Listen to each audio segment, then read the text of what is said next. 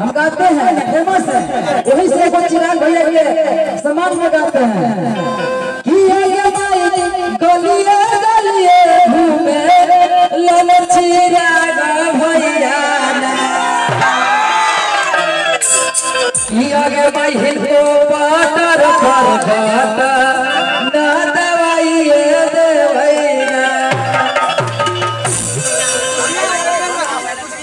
जब लीडर लगाओ hello hello कि ये माई चिराग भैया के हिलको पर झंडा उड़तिया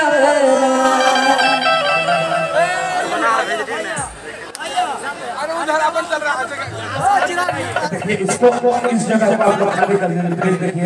ये लोग कह रहे हैं यहाँ पे साउंड नहीं देंगे, हमको दिक्कत हो जाएगा। आप लोगों से निवेदन है आप लोग इस जगह को खाली कर दीजिए, आप लोग उधर चले जाइए प्लीज।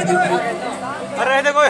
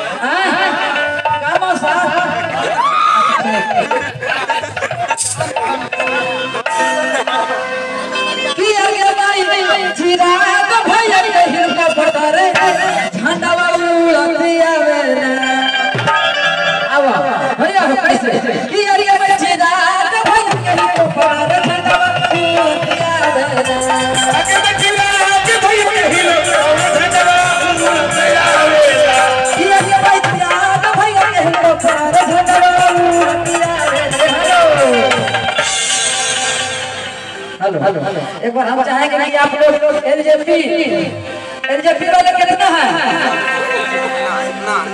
लोक जनशक्ति पार्टी वाले हाथ उठाइए जो दिल से वही हाथ उठाए। देखना चाहते हैं कि दिल से कौन है, एक बार पूरा दोनों हाथ उठा के कहे के बाद हाथ उठा के इन्हें आधा उठाई आधा ना पूरा जब करो तो पूरा ना करो ना। हेलो हेलो हेलो हेलो कि आगे माई गलिए गलिए घूमे ललन चिराग भैया कि आगे माई नाही मातारी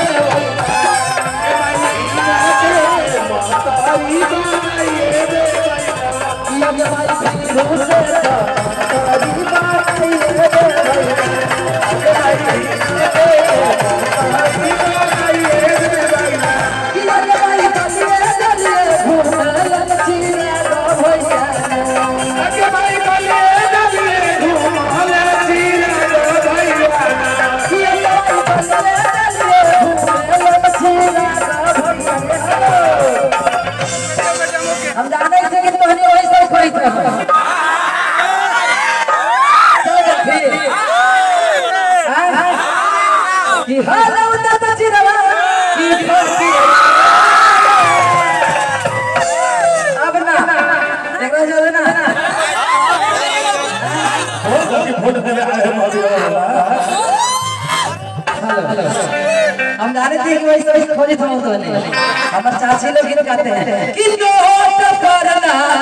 वोट बरा बात करी हा चाची नोट करना वोट बरा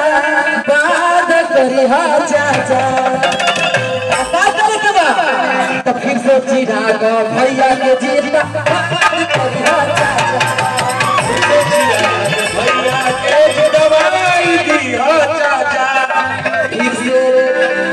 चिराग भैया के चिंता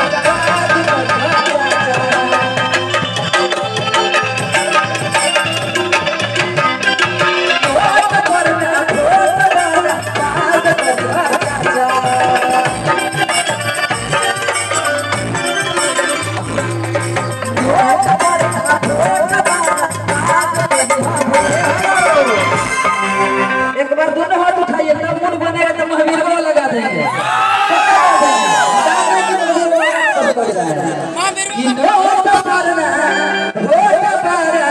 बात करिया चाचा ऐसे तो फिर से चिराग भैया हेलो